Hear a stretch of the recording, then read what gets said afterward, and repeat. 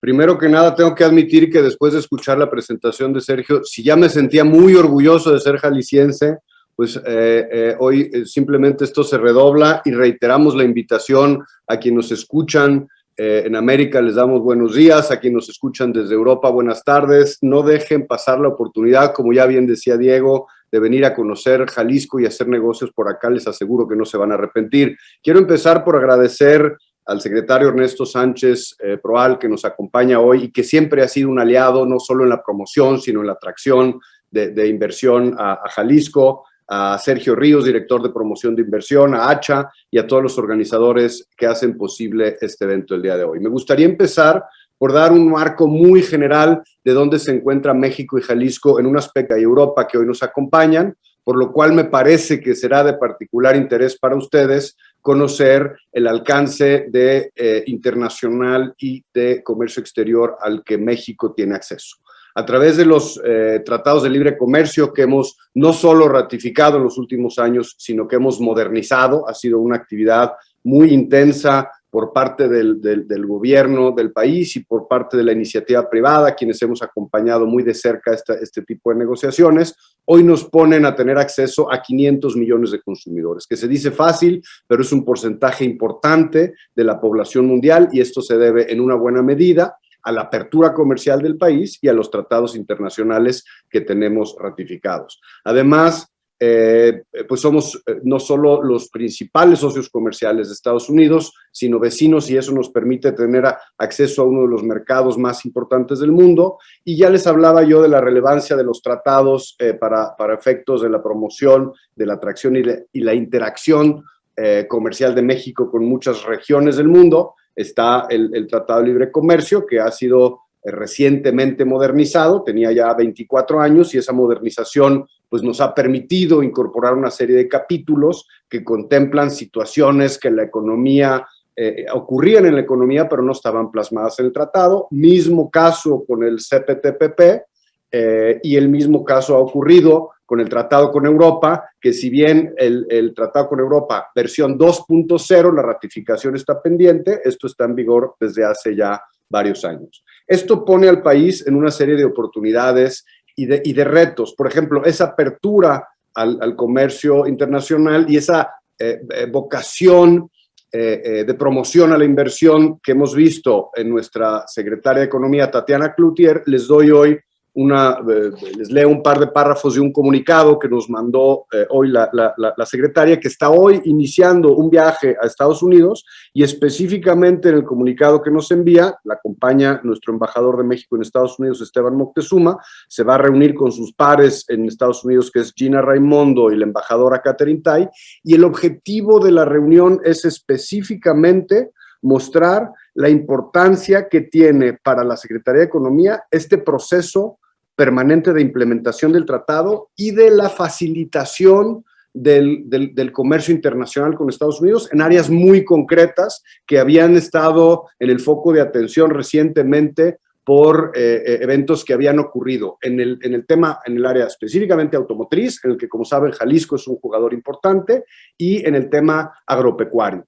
Y ya les decía que esta modernización de los tratados nos ha permitido incluir elementos que resultan indispensables para la inversión extranjera, como la protección de derechos de propiedad intelectual, esta vocación común que existe entre el gobierno y muchos sectores de la iniciativa privada de incrementar sustancialmente la transparencia y la anticorrupción, el comercio electrónico, que ya lo comentaba Sergio, pues es un jugador importante y una forma fundamental de hacer negocios en esta época. Los retos que enfrentamos hoy y no me dejarán mentir, estamos viendo también posturas muy cerradas de algunos gobiernos que han regresado a posiciones proteccionistas y que no necesariamente le apuestan al comercio internacional y a la inversión extranjera como lo hace México. Y el otro reto, pues claramente es ver cómo va a evolucionar la recuperación económica después de la pandemia del COVID, ¿no?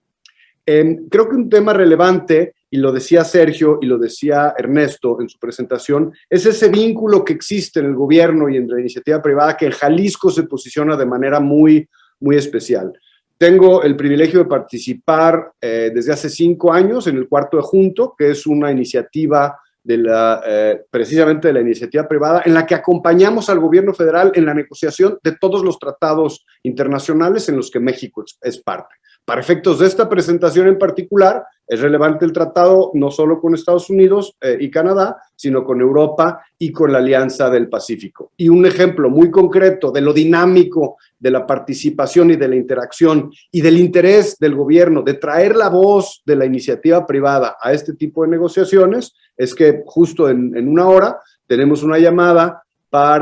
con la Secretaría de Economía, con quien está a cargo de la negociación, específicamente para discutir y revisar la incorporación de Singapur como Estado asociado al CPTPP. Ya hay muchos países que tienen esta categoría, pero Singapur es un país que es particularmente importante para México. Y esta gestión de acompañamiento del cuarto junto se ha venido capitalizando también a través de una participación muy activa entre la iniciativa privada y las distintas cámaras de comercio e industria, no solo de México, sino de los distintos países con los que México negociamos tratados, para concientizar al gobierno de muchas de las decisiones que pueden ellos tener, que puedan representar una implicación ya sea positiva o desfavorable para algunas áreas de industria en particular, y esta sensibilización tenemos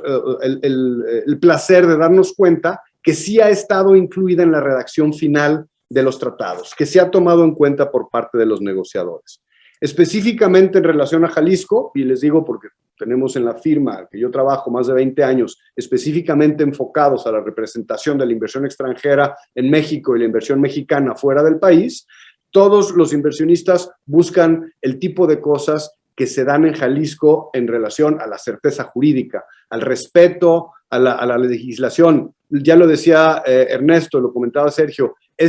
friendly business environment, esa atracción, ese generar un contexto y un entorno jurídico que atraiga de certeza, certidumbre a las inversiones extranjeras, y esto se logra con esta cercanía, con esta empatía y con esta vía de comunicación muy abierta entre el sector privado y el gobierno.